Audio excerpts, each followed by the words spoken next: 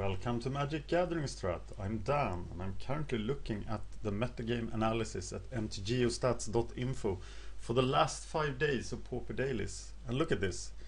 This is blue-black trinket control at number 11. And blue-black trinket control has exactly the same amount of decks in the dailies as Hexproof has. Hexproof is for some reason number 12. So, trinket control is making a splash in the meta. That's not why I'm here today, because I am grinding for the MOCS. And I have done 1 week of grinding, so let's talk about that. This is what I'm aiming for. I'm aiming to get into the preliminary final of the Magic Online Championship on April the 19th or April the 20th. And in order to make that, I have to get 15 qualify points before April the 17th. So, how am I doing? And I like to be obsessed with my mental state, because that's something I learned as a poker professional, actually. And I quit being a poker professional because of all the stress that was involved, actually. And I took a job as a managing director for a French company instead. But that's another story. So, I've gone 13 tournaments in a row without getting a QP. And actually in a Phantom M13 sealed yesterday, I gave away the win by a horrible mistake.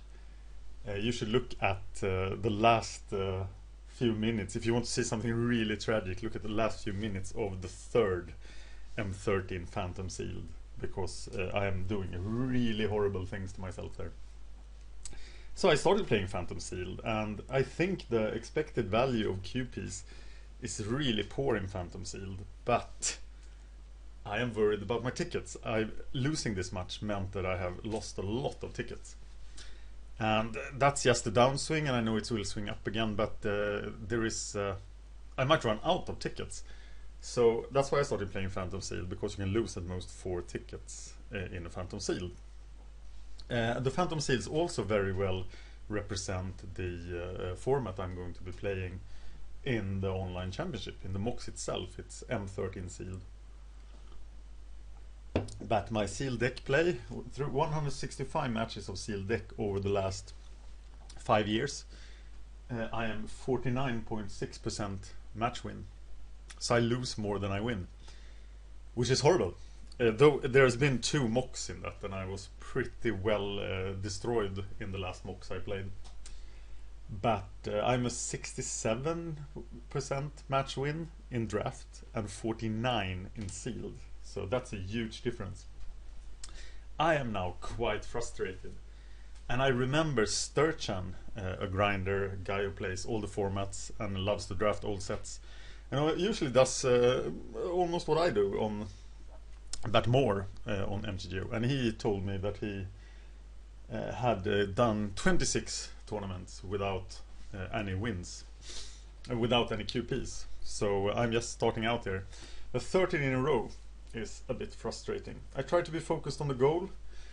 I'm in a downswing, and I see 2 mental dangers with downswing. First, there is the loser mindset, that I expect to lose, and thus I make losing come true. So I'm like, and you can hear that in my voice, I think, at least in the last 7 tournaments I played, that I'm like, oh, of course he has that, and oh, now he's gonna play that. Oh, well, he played it. Okay, I'll lose. So I'm like set on losing. And that's very dangerous, but it's not as dangerous as losers comfort. There is a phenomena in poker where people want to lose, or at some point the pain of losing is so big that it becomes addictive, that you really subconsciously try to lose to make you pity yourself. And I felt that reaction, that I want you to say, oh, Dan, everything will be good, and you're playing so well, but I'm not playing well. I need to snap out of it. I need you to point out my errors. I need to get better. I need to improve. But having said that, what is the biggest lesson of the first week? I'll tell you what the biggest lesson of the first week of grinding for the MOCS Season 4 is. the biggest lesson is this.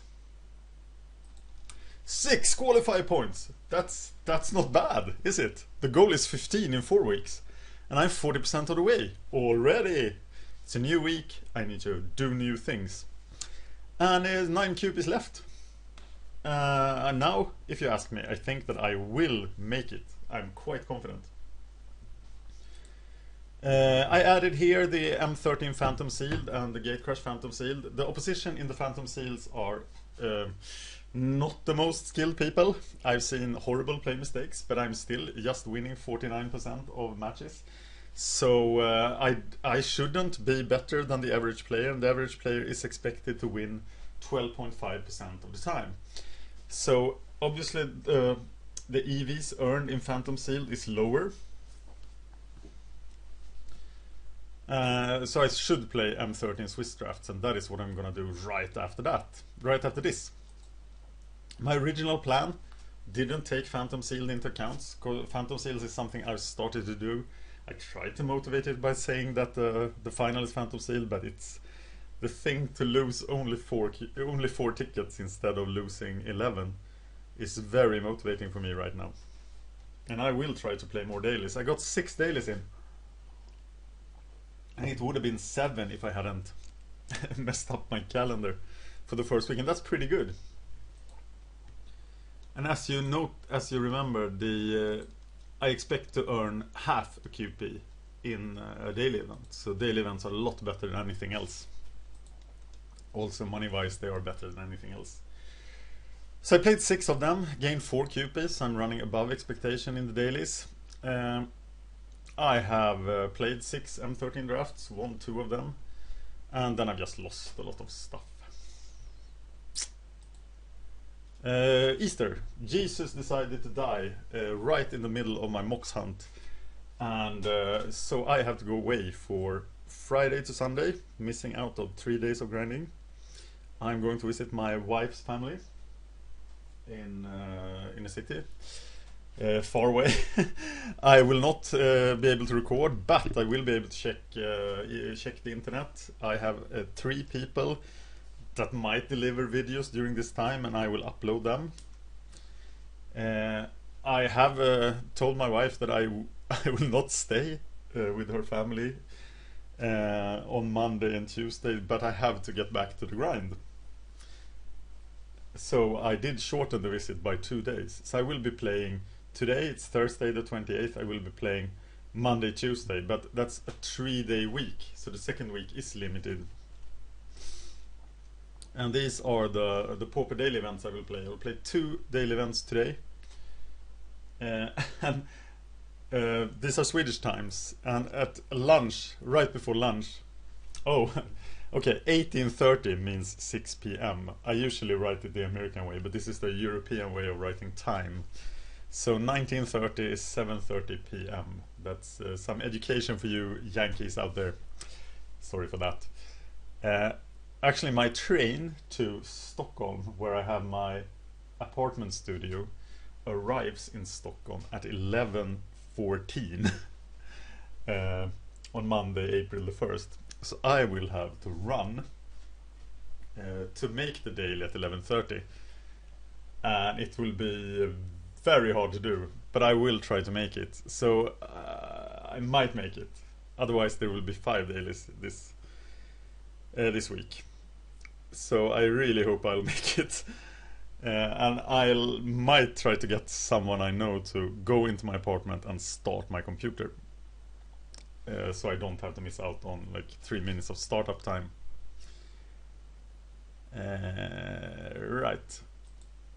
So I was playing Delver, and I will not do that again in this MOCS because I was just not experienced enough. I tried to play 100 matches with a deck before I played in a tournament, and I should have done that with Delver.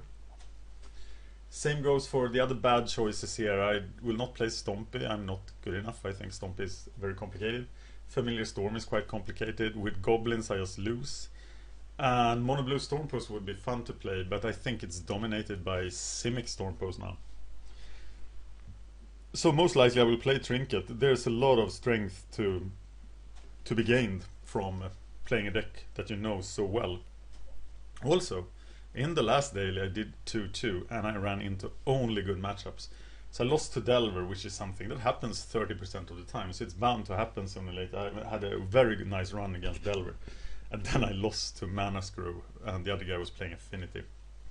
So yeah, and I think I might have lost both those matches due to the loser mindset. I didn't think about winning, I thought about losing, and I lost. I'm still a bit inclined to try out Soul Sisters, but Deluxico have not had success with it, and he's back on Hexproof. So, and I'm thinking about trying Hexproof too, but there's a lot of sideboard hate for it. And also, there are Trinket decks out there in the field, and Trinket just crushes Hexproof. I might just go Burn when I get frustrated enough, when I get tired enough, when I get stressed enough. I will play Burn, because Burn is easy to play. And I'm also tempted by my plan to play Rotwolf Control. Rotwolf Control is now the deck that I've tested with the highest match win percentage.